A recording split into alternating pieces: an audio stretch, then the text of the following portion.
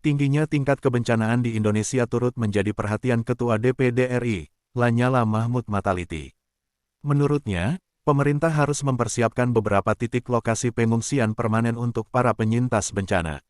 Pemetaan mitigasi bencana harus dilakukan, termasuk menyiapkan kem-kem pengungsian permanen dan aman dengan konstruksi bangunan tahan gempa, kata Lanyala, Kamis tanggal 8 Desember tahun 2022.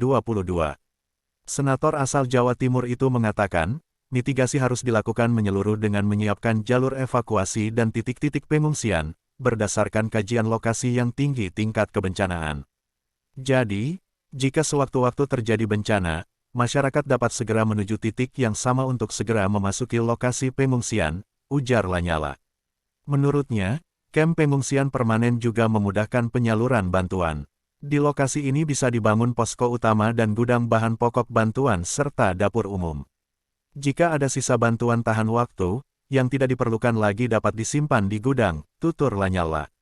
Lanyala yakin manajemen kebencanaan dapat membuat penanganan kebencanaan jadi lebih terarah dan tertib. Kita tak ingin bencana terjadi.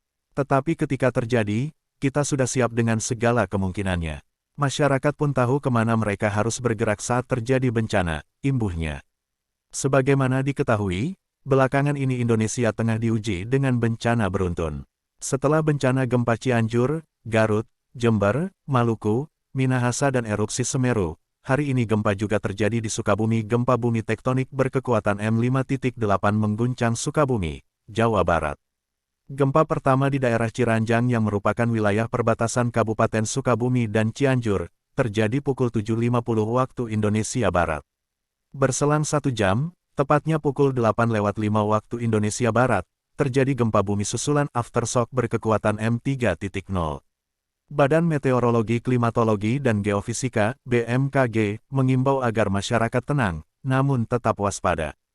Kepada masyarakat diimbau agar tetap tenang dan tidak terpengaruh oleh isu yang tidak dapat dipertanggungjawabkan kebenarannya, ujar Kepala Pusat Gempa Bumi dan Tsunami BMKG, Daryono, dalam keterangan tertulisnya soal gempa Sukabumi, Kamis tanggal 8 Desember tahun 2022.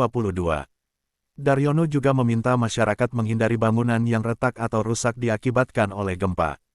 Masyarakat juga diminta agar memeriksa dan memastikan bangunan tempat tinggalnya cukup tahan gempa, ataupun tidak ada kerusakan akibat getaran gempa yang membahayakan kestabilan bangunan sebelum kembali ke dalam rumah.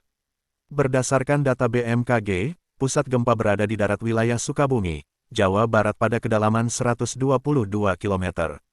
Daryono menjelaskan, gempa bumi yang terjadi merupakan jenis gempa bumi menengah akibat adanya deformasi atau patahan batuan dalam lempeng Indo-Australia yang populer disebut sebagai gempa intraslab atau gempa Benioff.